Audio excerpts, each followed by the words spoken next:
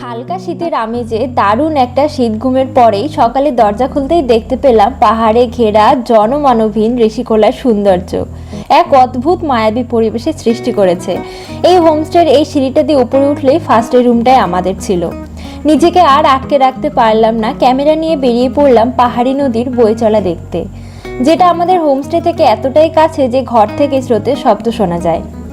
আহা, কি যে শান্তি এখানে, তা আমি তোমাদের বলে বোঝাতে পারবো না। তারই কিছুটা ক্যামেরা বন্দি করে রুমে এসে স্নান করে চটজলদি রেডি হয়ে গেলাম। এটা ছিল আমার প্রথম দিনের আউটফিট। যতটা ভেবেছিলাম ঠান্ডা থাকবে ততটা ছিল না, তাই একটাই সোয়েটার পরে হয়ে গেছে। এই দুইজন দিদি ছিল আমার রুমমেট। নিচে নেমে একটা কিউট পাপিকে গুড মর্নিং বললাম। বলবে এত সুন্দর জায়গাটা কি বলতে, জাস্ট ওয়াও, লুকিং লাইক আ ওয়াও ওয়াও ওয়াও। গতকাল যেখানে আমাদের সন্ধ্যের আড্ডা জমেছিল এটাই হলো সেই জায়গাটা। সেখানে ঢুকেই দেখলাম অনেকে রেডি হয়ে গেছে। আমি কিন্তু কুকুর দেখে ভীষণ ভয় পাই, কিন্তু এদেরকে দেখে কেন জানি না আমার খুব চটকাতে ইচ্ছা করছিল। আর হোমস্টে থেকে সবাইকে লাল চা দিয়েছিল। একটু ভেতরে যেতেই দেখলাম ফটোশ্যুট চলছে, যে যার কাজে ব্যস্ত। এই জায়গার সব থেকে খাস বাত কি জানো, এখানে বসে খাওয়ার সময় এই দারুণ ভিউটা এনজয় করা যায়। চারিদিকটা ভীষণ সুন্দরভাবে সাজানো গোছানো। রাতের বেলা লাইটগুলো জ্বললে এই জায়গাটা অপরূপ হয়ে ওঠে। চায়ের পরে ব্রেকফাস্টে ছিল টেস্টি লুচি আর ছোলার ডাল। আমাদের গ্রুপের প্রায় সবাই আমরা একসঙ্গে খেতে বসেছিলাম, ম্যামরাও আমাদের সঙ্গেই বসেছিলেন। গ্যাস হওয়ার ভয়ে আমি ভাই একটাই লুচি খেয়েছিলাম। সবার আগে ব্রেকফাস্ট করে আমরা দৌড়ে দৌড়ে সেই নদীর কাছে যাচ্ছিলাম। আমরা বলতে আমি, আমার বান্ধবী আর্তিতা আর সঙ্গীতা, একটা ডান্স রিল শ্যুট করার জন্য।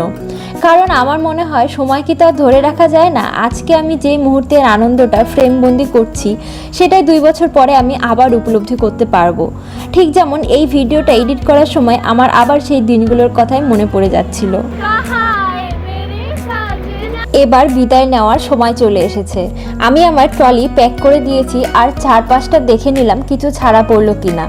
মাত্র একদিনেই ঋষিখোলা হৃদয়ের অনেকটা জায়গা দখল করে নিয়েছে। চারপাশটা বারবার ঘুরে ফিরে দেখছিলাম। বেলকনির এই জায়গায় বসেই কালকে রাতের স্তব্ধতাও উপলব্ধি করেছি। আমার এই বান্ধবীরা আমার পাশের রুমেই ছিল। শেষবার এই জায়গাটা দেখে সবাই চলে আসলাম নদীর ধারে।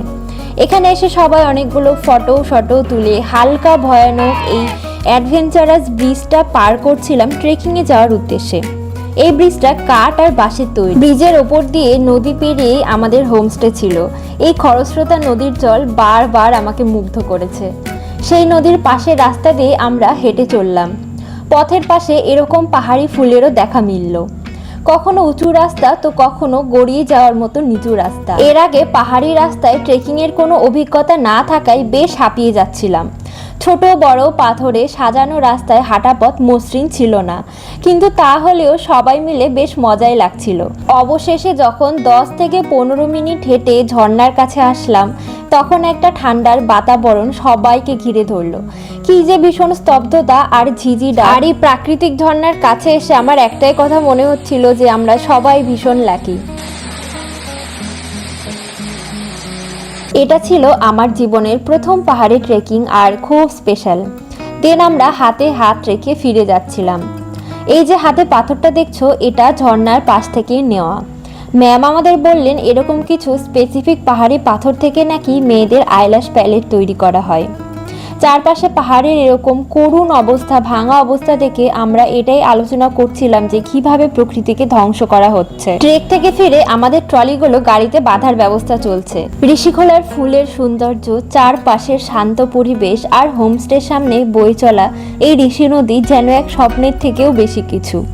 যখন সবাই গাড়িতে ওঠা নিয়ে ব্যস্ত, তখন আমি ঋষিখোলার সকালের বিউটি শেষ বাড়ির মতো ক্যাপচার করছিলাম। কি যে ভীষণ মন খারাপ হচ্ছিল সেটা আমি তোমাদের বলে বোঝাতে পারবো না।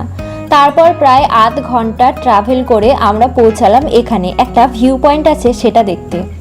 অনেকগুলো সিঁড়ি উতরে আমরা যখন ভিউ পয়েন্টের দিকে পৌঁছালাম তখন ওপর থেকে দেখতে পেলাম আইরিতাল লেকের সৌন্দর্যের সাথে উঁচু পাহাড়। আবার 10 মিনিট গাড়িতে চড়ে পৌঁছে গেলাম একদম লেকের সামনে। 4600 ফিট উচ্চতায় ইস্ট সিকিমে অবস্থিত আইরিতাল লেক নামপোখারি লেক নামেও পরিচিত। আমরা কয়েকজন বান্ধবীরা হাঁটতে শুরু করলাম লেকের ধার ঘেঁষে। হঠাৎ করে সুজয় নীলদার সঙ্গে দেখা হলো। সবাই একে একে দাঁড়িয়ে ফটো তুলেছি। এই লেকে কিন্তু বোটিংয়ের ব্যবস্থাও ছিল। আর এই সিঁড়িগুলোতে বসে আমরা অনেকক্ষণ লেকের সিনিক বিউটি এনজয় করে হাসি মজা গল্প করতে করতে ফিরছিলাম। আমরা খুবই হ্যাপি হয়ে গেছি।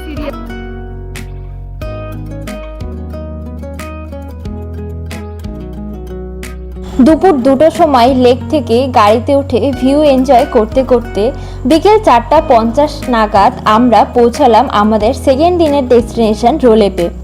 রোলেপে আসার রাস্তা খুব খারাপ ছিল আর এতক্ষণ টানা জার্নি করে মনে হচ্ছিল শরীর একদম শেষ।